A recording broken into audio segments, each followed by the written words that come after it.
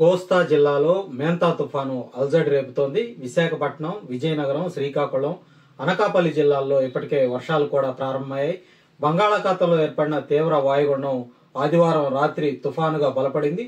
పశ్చిమ మధ్య బంగాళాఖాతంలో కొనసాగుతున్న మేందా తుఫాన్ గడిచిన 6 గంటల్లో గంటకు 17 కిలోమీటర్ల వేగంతో కదులుతూ ఉంది.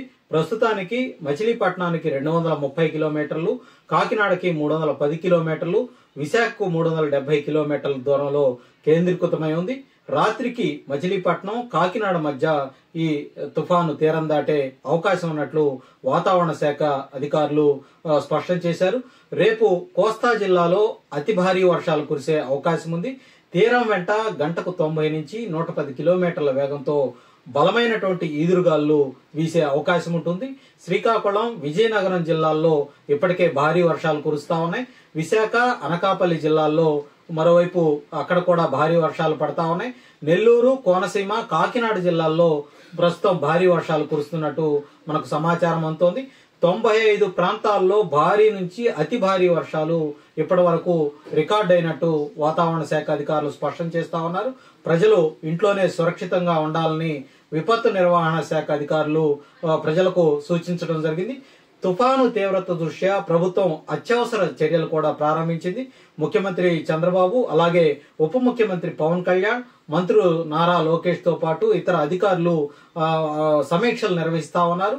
విద్యుత్ సరఫరా అంతరాయం తలెత్తకుండా 1000 ప్రత్యేక బృందాలు, అలాగే 12,000 మంది సిబ్బంది సిద్ధంగా ఉంచారు. ఎక్కడా కూడా ప్రాణ నష్టం జరగకుండా చర్యలు తీసుకోవాలని కూడా ముఖ్యమంత్రి చంద్రబాబు ఇప్పటికే ఆదేశాలు జారీ చేశారు. ప్రధానమంత్రి నరేంద్ర మోడీ పూర్తి స్థాయిలో సహకారం అందిస్తామని కూడా ఇటు రాష్ట్రానికి హామీ ఇచ్చారు. సమన్వయ బాధ్యతను ఒకవైపు మంత్రి లోకేష్ కు ముఖ్యమంత్రి చంద్రబాబు అప్పగించారు. పంటల రక్షణ కోసం టార్పాలిన్ పట్టాలను కూడా అందుబాటులో ఉంచాలని కూడా ముఖ్యమంత్రి ఈ సందర్భంగా వ్యవసాయ శాఖ అధికారులకు సూచించడం జరిగింది. ముంపు ఉన్నటువంటి ప్రాంతాల్లో 2194 పునరావాస కేంద్రాలను ఇప్పటికే సిద్ధం చేశారు. కోనసీమలో ఇప్పటికే లోతట్టు ప్రాంత ప్రజానికాన్ని ఈ పునరావాస కేంద్రాలకు తరలించే ప్రక్రియను ముమ్మరంగా చేపడతా ఉన్నారు. జిల్లా కలెక్టరేట్లో కూడా కంట్రోల్ రూమ్ ను ఏర్పాటు చేయడం జరిగింది.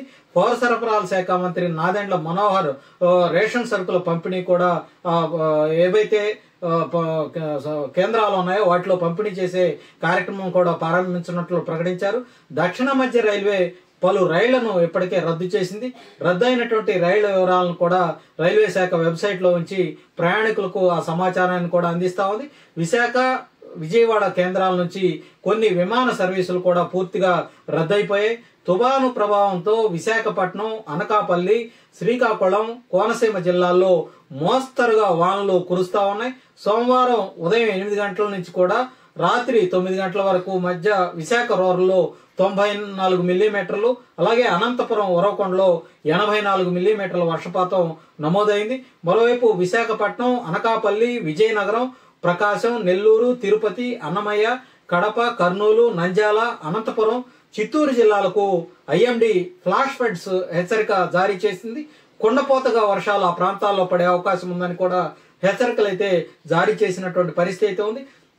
సముద్రం అత్యంత అల్లకల్లోలంగా మారినటువంటి కారణంగా మత్స్యకారులు ఎవరు కూడా వేటకు వెళ్లరాదని కూడా స్పష్టంగా వాతావరణ శాఖ అధికారులు సూచిస్తా ఉన్నారు. ఇప్పటికే సముద్రంలో ఉన్న వాళ్ళు ఎవరైతే మత్స్యకారులు ఉన్నారో వాళ్ళు వెంటనే తీరానికి చేరుకోవాలని కూడా హెచ్చరికలు జారీ చేశారు. కాకినాడ, మచిలీపట్నం పోర్టులకు 4వ నెంబర్ ప్రమాద హెచ్చరిక జారీ చేయడం జరిగింది. అలాగే కళింగపట్నం, భీమునిపట్నం, విశాఖపట్నం, గంగవరం, నిజాంపట్నం, కృష్ణపట్నం, ఓడరేవు పోర్టులకు 3వ నెంబర్ ప్రమాద హెచ్చరికలు జారీ చేయడం జరిగింది. విపత్తు నిర్వహణ సంస్థ ప్రకారం 1419 గ్రామాలు, 44 పురపాలక సంఘ ప్రాంతాల్లో ఈ తుఫాను ప్రభావం ఉంటుందని అంచనా వేశారు. ఇప్పటికే 2194 పునరావాస కేంద్రాలను కూడా సిద్ధం చేసినట్లు ఈ అధికారులు స్పష్టం చేశారు. 19 జిల్లాలు, 54 రెవెన్యూ డివిజన్లు, 484 మండలాల్లో 558 సహాయ కేంద్రాలను కూడా ఏర్పాటు చేయడం జరిగింది. కమ్యూనికేషన్స్ కోసం 16 శాటిలైట్ ఫోన్లు, 35 డిఎంఆర్ సెట్లతో సిద్ధంగా ఉన్నారు. 11 ఎన్డీఆర్ఎఫ్ బృందాలు, 13 ఎస్డీఆర్ఎఫ్ బృందాలను కూడా సిద్ధం చేశారు. గంటకు 15 కిలోమీటర్ల వేగంతో ఈ తుఫాను కదులుతా ఉంది. మరికొద్దిసేపట్లో తీవ్ర తుఫానుగా ఇది రూపాంతరం చెందే అవకాశం ఉందని మనకు తాజా సమాచారం అందుతుంది. వాతావరణ శాఖ కూడా ఈ సమాచారం అందించింది. ఈ రోజు సాయంత్రం లేదంటే రాత్రికి కాకినాడ సమీపంలో ఈ మేంధా తుఫాను తీరం దాటపోతున్నట్లు తెలుస్తోంది. దాదాపు 18 గంటల పాటు దీని ప్రభావం ఉండబోతా ఉంది. కోస్తా జిల్లాల్లో అత్యంత భారీ వర్షాలు కురుస్తాయని కూడా భారత వాతావరణ శాఖ హెచ్చరిస్తున్న నేపథ్యంలో ప్రజలు కూడా అప్రమత్తంగా ఉండాల్సినటువంటి అవసరం ఉంది. అధికారుల సూచన మేరకు లోతట్టు ప్రాంతాల ప్రజానీకం ముందస్తుగానే వాళ్ళు సురక్షిత ప్రాంతాలకు తరలి వెళ్ళాలి.